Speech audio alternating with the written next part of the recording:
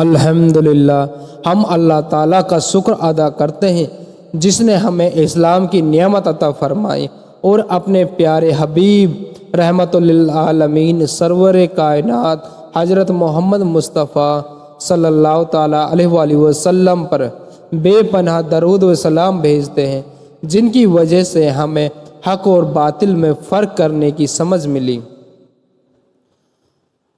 میرے بھائیوں اور بہنوں، محرم الحرام صرف اسلامی سال کا پہلا مہینہ نہیں ہے، بلکہ یہ اللہ تعالیٰ کے بنائے گئے 4 اشہر الحرام میں سے ایک ہے جن کا ذکر سورہ توبہ میں کیا گیا ہے۔ بے شک مہینوں کی تعداد اللہ تعالیٰ کے نزدیک 12 ہے، ان میں سے 4 مقدس حرام ہیں۔ یہ مہینہ ہمیں اللہ تعالیٰ سے ڈرنے، تقوی اختیار کرنے اور سال کی شروعات میں صبر، عبادت اور نرمی کے ساتھ کرنے کا پیغام دیتا ہے۔ رسول اللہ صلی اللہ تعالیٰ علیہ وآلہ وسلم نے ارشاد فرمایا، رمضان کے بعد سب سے افضل روزہ اللہ کے مہینے محرم کے ہیں۔ 9 اور 10 محرم کو یا پھر 10 یا 11 محرم کے روزے رکھنا سنت ہے۔ 10 محرم کو عاشورہ کہا جاتا ہے اور اس دن کا روزہ پچھلے سال کے چھوٹے گناہوں کا کفارہ بن جاتا ہے۔ میرے پیارے بھائیوں اور بہنوں، کربلا صرف ایک تاریخی واقعہ نہیں ہے، یہ ایک پاک اور زندہ سبق ہے۔ 10 محرم 61 ہجری کو کربلا کی تپتی زمین پر نبی کریم صلی اللہ تعالیٰ علیہ وآلہ وسلم کے نواسے حضرت امام حسین رضی اللہ تعالیٰ عنہ نے اسلام کی حفاظت کے لیے اپنے 72 جانثاروں کے ساتھ اپنی جان قربان کر دی۔ یزید چاہتا تھا کہ اسلام کو اپنی مرضی کے مطابق موڑنا، دین کو دنیا کے سیاست کے ادھین لانا، طاقت کے دم پر خلافت حاصل کرنا۔ حسین رضی اللہ تعالیٰ عنہ نے کیا جواب دیا؟ ذلت کی زندگی سے تو عزت کی موت بہتر ہے۔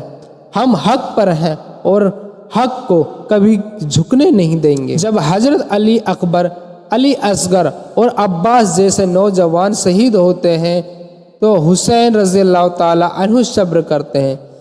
جان کے خطرے سے بھی امام حسین رضی اللہ تعالیٰ عنہ اور ان کے ساتھیوں نے جماعت سے نماز ادا کی۔ اگر دین بچانے کے لیے جان دینی پڑے تو ہچکچاہٹ نہیں ہونی چاہیے۔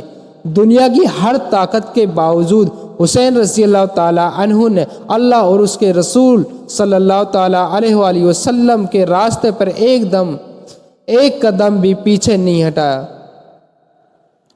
محرم میں زنجیر زنی، سینہ پیٹنا، تعزیہ اٹھانا، یہ سب اسلامی شریعت میں حرام ہے۔ غم منانا ہے تو حسین رضی اللہ تعالیٰ عنہ کے اصولوں کو اپنا کر مناؤ۔ اسلام ہمیں صبر، نماز اور دعا کا حکم دیتا ہے، نہ کہ خود کو زخمی کرنے کا۔ محرم میں ہمیں کیا کرنا چاہیے؟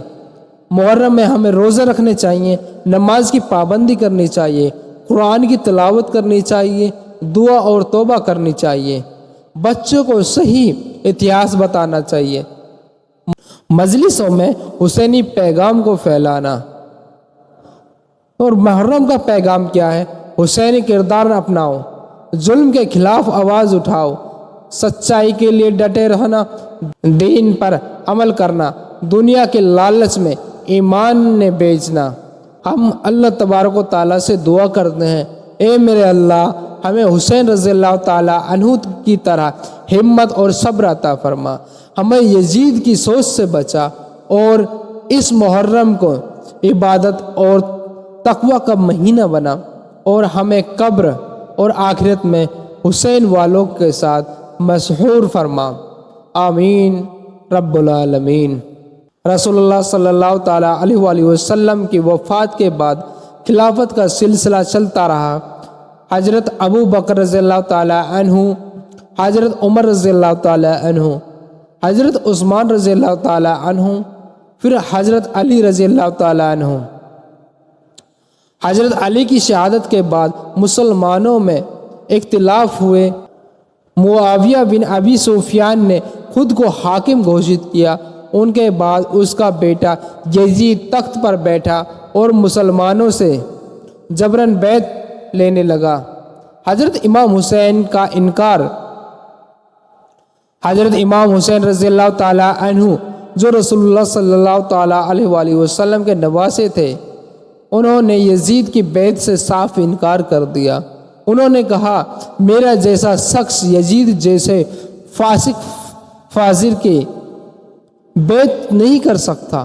حسین رضی اللہ تعالیٰ عنہ جانتے تھے کہ اگر یزید جیسے آدمی کو لیڈر مان لیا تو اسلام کا اصل مقصد اور حق کھو جائے گا۔ عراق کے شہر کوفہ میں ہزاروں لوگوں نے خط بھیجے کہ آئیے ہم آپ کے ساتھ ہیں، ہم آپ کو امیر مانتے ہیں۔ حسین رضی اللہ تعالیٰ عنہ نے حضرت مسلم بن عقیل کو پہلے بھیجا، انہوں نے انہیں دھوکے سے شہید کر دیا۔ اس کے باوجود حسین رضی اللہ تعالیٰ عنہ نے اپنے چھوٹے بچوں، بہنوں اور خاندان والوں کے ساتھ کوفہ کی طرف سفر شروع کیا۔ 2 محرم 61 ہجری کو کربلا پہنچے۔ یزید کی فوج نے انہیں گھیر لیا اور پانی بند کر دیا۔ امام حسین اور ان کے ساتھیوں کو 3 دن تک پیاسا رکھا گیا۔ 10 محرم کو جنگ چھڑ گئی۔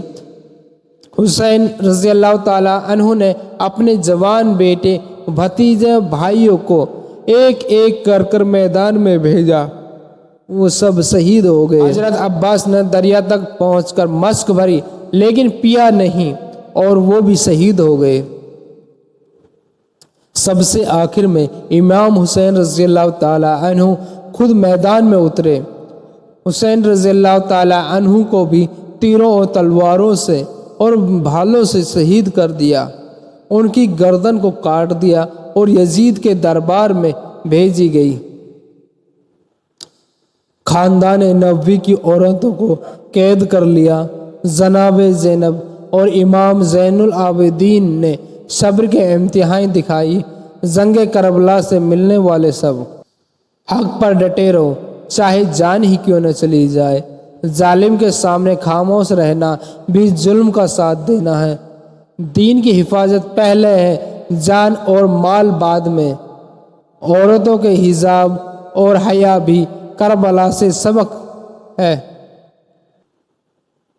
حسینیت اور یزیدیت، حق اور انصاف حسینیت، ظلم اور فتنہ یزیدیت، صبر اور تقوی حسینیت، طاقت اور گھمنڈ یزیدیت، دین کی حفاظت حسینیت، دنیا کی بھوک یزیدیت، قربانی حسینیت، لالچ یزیدیت۔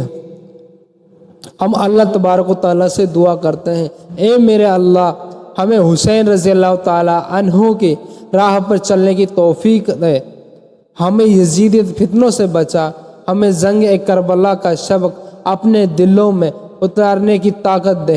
آمین آمین آمین رب العالمین۔